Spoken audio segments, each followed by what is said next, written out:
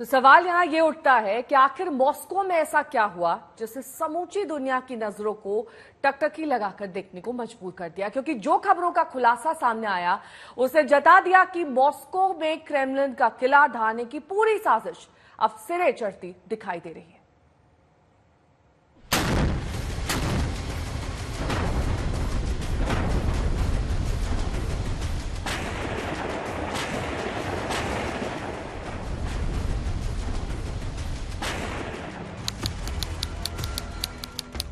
तेईस जून 2023,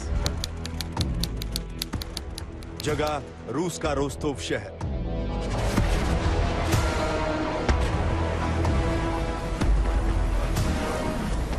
मॉस्को से महज 225 किलोमीटर दूर रोस्तोव शहर।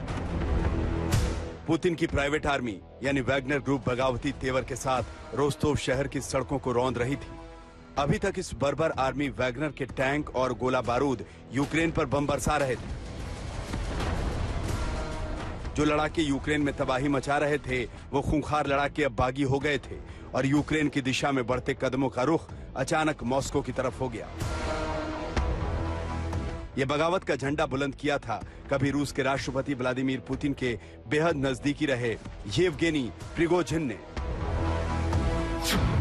हम मॉस्को जा रहे हैं और जो कोई भी हमारे रास्ते में आएगा उसको तबाह कर देंगे। मेरे 25,000 लड़ाके जान देने के लिए तैयार हैं, जिन्होंने दसियों हजार रूसी सैनिकों को मरवा दिया। उनको सजा दी जाएगी।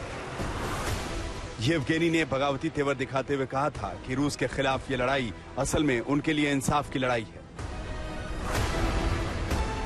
पुतिन और उनके सेना कमांडरों को सजा दी जाएगी। इल्जाम यही था कि वैगनर को खत्म करने की साजिश रची जा रही है। दुनिया ने देखा कि वैगनर ग्रुप के टैंक और लड़ाके मॉस्को की सीमा में घुस गए।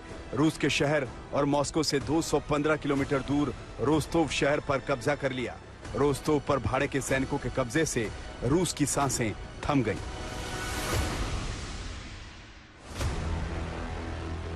सवाल उठता है कि आखिर रोस्तोव पर बागी प्राइवेट आर्मी के कब्जे के बाद रूस की सांसें अटक गईं, तो ये इतना अहम क्यों था? रोस्तोव रूस के 5 मिलिट्री जिलों में से एक है। यूक्रेन जंग का गोला बारूद हथियार का सबसे बड़ा डिपो है। रूस की सेना के लिए तेल का सबसे बड़ा भंडार है। रूसी सेना के न्यूक्लियर वेपन का अहम ठिकाना है।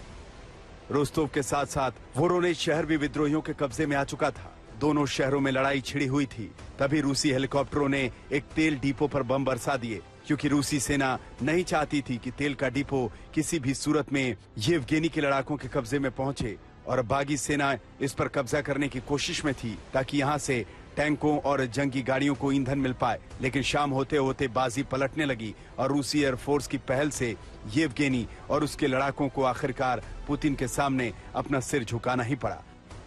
आज तक ब्यूरो।